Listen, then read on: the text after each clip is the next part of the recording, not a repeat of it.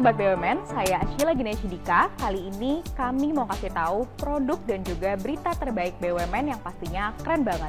Hanya di BUMN Flash News.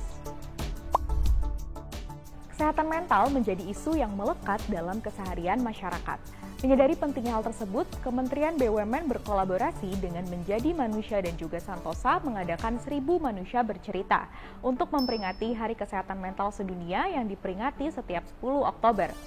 1000 Manusia Bercerita merupakan rangkaian acara yang diadakan pada hari Jumat 13 Oktober 2023 di Jakarta Theater untuk meningkatkan kepedulian masyarakat terhadap isu kesehatan mental. Menteri BUMN Erick Thohir yang turut hadir menyampaikan bahwa 1000 Manusia Bercerita adalah salah satu wujud kepedulian BUMN kepada perubahan yang dialami generasi muda serta menjadi wadah bagi para karyawan untuk berbagi kisah inspiratif tentang perjalanan mereka dalam mengatasi tantangan kesehatan mental. Tujuan utama acara ini adalah untuk belajar bersama tentang pentingnya dukungan sosial, pemahaman, dan juga akses ke sumber daya yang tepat. Bilik cerita dihadirkan menjadi salah satu representasi kepedulian Kementerian BUMN bagi kesehatan mental bagi karyawan, di mana karyawan dapat menyampaikan cerita, perasaan maupun keresahan yang dirasakan kepada para psikolog profesional sehingga memberikan keleluasaan bagi karyawan untuk berkonsultasi secara pribadi. Sebanyak 600 peserta secara luring dan juga 700 peserta secara daring berkesempatan untuk mengikuti talk show inspiratif, sesi meditasi, dan juga sound healing. Tak hanya menghadirkan psikolog dalam sesi talk show inspiratif, 1000 Manusia Bercerita menyediakan layanan konseling gratis melalui bilik cerita bagi 300 karyawan BUMN yang hadir secara langsung.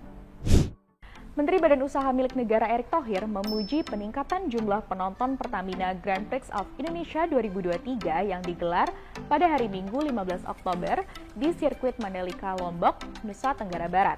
Di perhelatan tahun kedua lomba balap motor bergengsi itu, total penonton yang hadir selama 3 hari sejak sesi latihan mencapai 102.929 orang.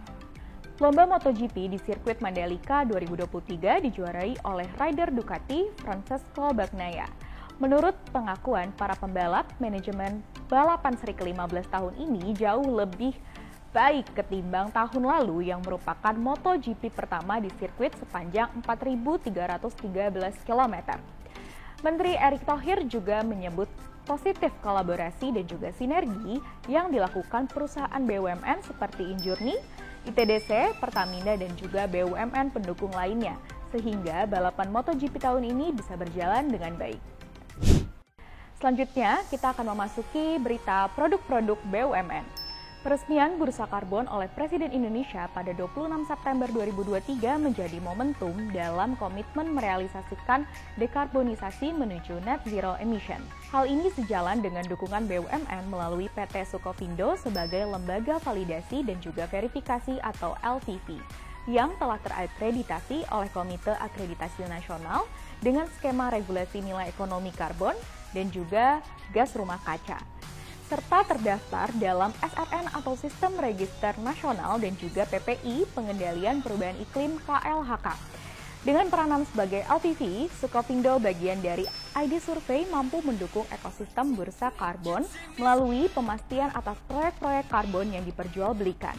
Sukovindo optimis perdagangan karbon di Indonesia sebagai peluang untuk pertumbuhan ekonomi yang berkelanjutan. Melihat besarnya potensi proyek aksi mitigasi perubahan iklim di Indonesia, secara khusus di sektor AVOLU atau Agriculture, Forestry, dan juga Land Use atau NBS Nature Based Solution, maka dari itu Indonesia dapat menjadi salah satu pusat pasar karbon di dunia.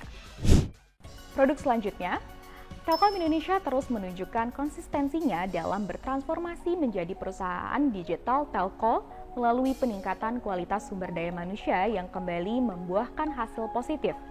Di tahun 2023, Telkom kembali meraih predikat Forbes 2023 World's Best Employer.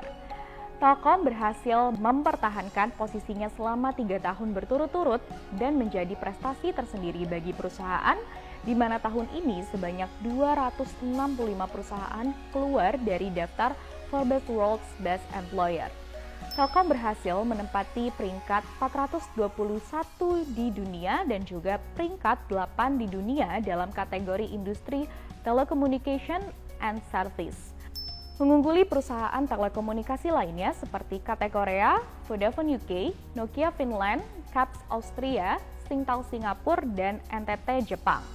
Direktur Utama Telkom Ririk Andriansyah menyampaikan bahwa rasa terima kasih atas apresiasi yang diberikan oleh Forbes Global merupakan kebanggaan bagi kami dapat mempertahankan prestasi selama 3 tahun berturut-turut menjadi satu-satunya perusahaan BUMN di Indonesia yang masuk ke jajaran tempat kerja terbaik oleh media yang kredibel di kancah internasional seperti Forbes Global.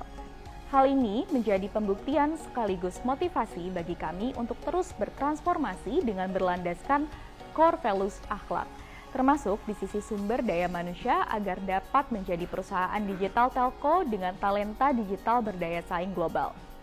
Lebih lanjut, Ririk menyampaikan terima kasih dan juga dukungan dari berbagai pihak. Terima kasih kepada Kementerian BUMN yang senantiasa membimbing dan juga mendampingi Telkom untuk terus bertumbuh menjadi lebih baik. Tak lupa, Ririk juga menyampaikan terima kasih kepada Dewan Komisaris, jajaran direksi, serta seluruh senior leader dan karyawan Telkom Group yang secara konsisten mendukung penguatan employee value proposition sebagai tempat kerja terbaik bagi para talenta terbaik yang senantiasa belajar, bertumbuh, dan juga berkontribusi untuk Indonesia. Pengelolaan sampah hingga saat ini masih menjadi tantangan bagi pemerintah, khususnya di kota-kota besar Indonesia. BUMN telah berperan aktif dalam memberikan solusi terhadap permasalahan sampah dengan melakukan konversi sampah menjadi bahan bakar alternatif ramah lingkungan. PT Semen Indonesia Persero atau SIG mengubah sampah menjadi Refuse Derived Fuel atau RDF melalui anak usaha PT Solusi Bangun Indonesia sebagai bahan bakar alternatif untuk kebutuhan operasional di pabrik SBI. Potensi pemanfaatan RDF yaitu 160 ton sampah per hari sama dengan 70 ton RDF per hari sama dengan 40 ton batu bara per hari. 76.000 ton total pemanfaatan RDF sebagai bahan bakar alternatif di pabrik milik SBI. 5,7 ton total limbah dan sampah yang telah dikelola unit bisnis SBI sejak 2010 sampai 2022. Pemanfaatan bahan bakar alternatif yang berasal dari sampah ini menjadi salah satu langkah strategis dalam mencapai target penurunan emisi karbon. PT Bio Farma Persero melakukan penandatanganan perjanjian kerjasama dengan Coalition for Epidemic Preparedness Innovation atau CIPE untuk percepatan penanggulangan pandemi. Kolaborasi ini diharapkan akan meningkatkan akses vaksin yang lebih merata yang dilakukan untuk penanggulangan pandemi di masa mendatang. Menteri Kesehatan Budi G. Sadikin menyambut baik pencapaian yang diraih oleh CIPI dan Bio Farma, terutama untuk meningkatkan kontribusi Indonesia dalam ketahanan, pasokan, dan juga kemandirian vaksin, terutama di wilayah ASEAN dan Global South. Direktur Jenderal Kefarmasian dan Alat Kesehatan Kementerian Kesehatan, Lucia Rizka Andalusia menyampaikan bahwa Bio Farma telah menjadi salah satu pemain penting dalam memerangi penyakit penular dan juga penyediaan produksi vaksin untuk kebutuhan dalam dan juga luar negeri. Kerjasama ini diharapkan akan menghadirkan teknologi produksi vaksin terkini yaitu viral vector dan mRNA ke Indonesia dan juga kawasan ASEAN serta mendukung ketersediaan produk dan juga meningkatkan kapasitas produksi vaksin.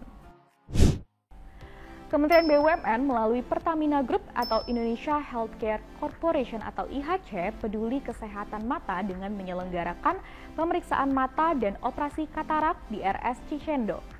Sebanyak 225 warga Bandung antusias dan juga mendapatkan bantuan langsung dalam kegiatan ini. 100 orang berkesempatan untuk melakukan pemeriksaan mata dan 25 orang untuk operasi mata katarak. Dan 5 orang lainnya yaitu adalah anak-anak mendapatkan retinoblastoma dan juga sejumlah 100 orang pelajar tingkat SD sampai juga SMP mendapat peluang memperoleh kacamata gratis. Kegiatan ini dibuka oleh Staf Khusus 3 Menteri BUMN Arya Sinulinga. Program ini adalah program pertama sekaligus menginisiasi langkah untuk meningkatkan awareness terhadap kesehatan mata. BUMN hadir memberikan cahaya baru dan juga membawa kejelasan kepada setiap pandangan bagi mereka yang membutuhkan. Demikianlah berita dari Kementerian BUMN dan juga produk-produk terbaik dari BUMN. Sampai jumpa di BUMN Flash News selanjutnya.